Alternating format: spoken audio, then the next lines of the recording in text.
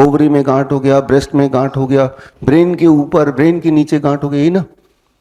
एक शब्द याद रखिए, इसे कहते हैं इंसिडेंटोलोमास। इंसिडेंटल होता है ना इंग्लिश का वर्ड, राइट। इंसिडेंटोलोमास एक वर्ड है।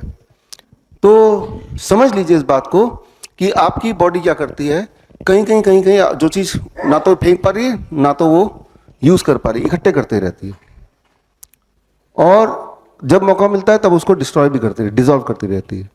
जिस तरह से आपका घर है, डस्टबिन एक कोने में, पूरे दिन भर में उसमें कचरा इकट्ठा करते रहते हैं, फिर जब समय मिलता है अगले दिन सुबह एक पर्टिकुलर टाइम पे उसको खाली भी कर देते हैं, है ना। अगर रात को आपके घर में कोई इंस्पेक्शन करने आएगा, वो तो देखेगा ना डस्टबिन भरा हुआ है, बोलेगा अरे ये तो डस्टबिन भर गया, कल 3-4 दिन में तो पूरा ओवरफ्लो हो जाएगा। अरे 3-4 दिन में क्यों होगा, कल ही सुबह इसको खाली भी करेंगे। लेकिन वो आए ऐसे टाइम पे था जब भर चुका है और अगले दिन का इंतजार कर रहे हैं।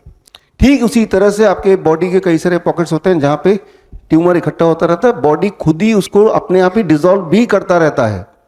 लेकिन क्योंकि आपने सोनोग्राम करा लिया तो जब इकट्ठा हो गया, डिसॉल्व हुआ नहीं अभी, तब वो पकड़ा गया। तो अब क्या है कि इसको कैसे हम काटे तोड़े, बायोप्सी करें एक नया दिशा में, इसे कहते हैं इंसिडेंटोलोमास। इंसिडेंटली पकड़ा गया, कोई सिम्टम नहीं है उसके, और अगर सिम्टम है कि दर्द भी हो रहा है साथ में, तो ये कीजिए, दर्द कम हो जाएगा। अगर कम हो गया तो वो ठीक हो गया, अगर नहीं भी ठीक हो गया, अगर फॉर एग्जांपल मैं अपना भी अगर सोनोग्राफी कराऊंगा, कोई बड़ी बात नहीं, कहीं ना कहीं छोटा मोटा ट्यूमर मिलेगा। जिस तरह से बचपन में हमें पिंपल होते ही थे ना, जाते भी तो अपने आप थे ना।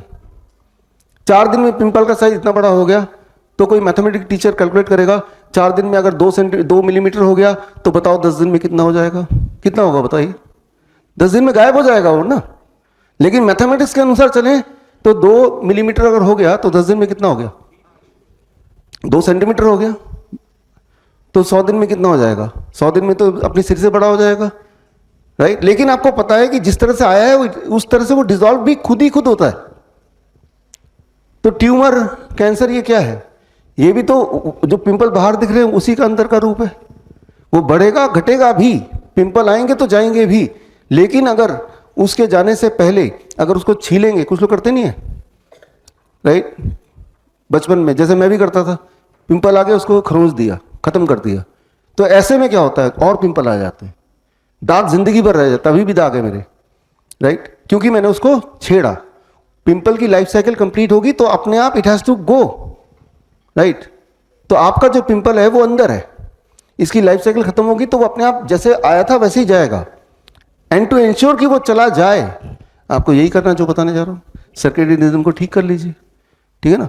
तो ये sonography, these are not the precise thing कि उसमें तो 7.29 बता दिया या 28 बता दिया तो वही सत्य है। सत्य वो है जो आपकी बॉडी बता रही है कि आपको दर्द है, जहां पे भी ट्यूमर बता रहे हैं। अगर तो नहीं तो वो अपने हद में ही है, और मोस्ट लाइकली वो धीरे धीरे डिसॉल्व ही होने वाला है। लेकिन डिसॉल्व हो ही जाए उसके लिए डोंट ईट आफ्टर 6 PM, खुराक दीजिए मत उसको, है ना, बी ऑन DIP डाइट। तो इतना ही करना है आपको।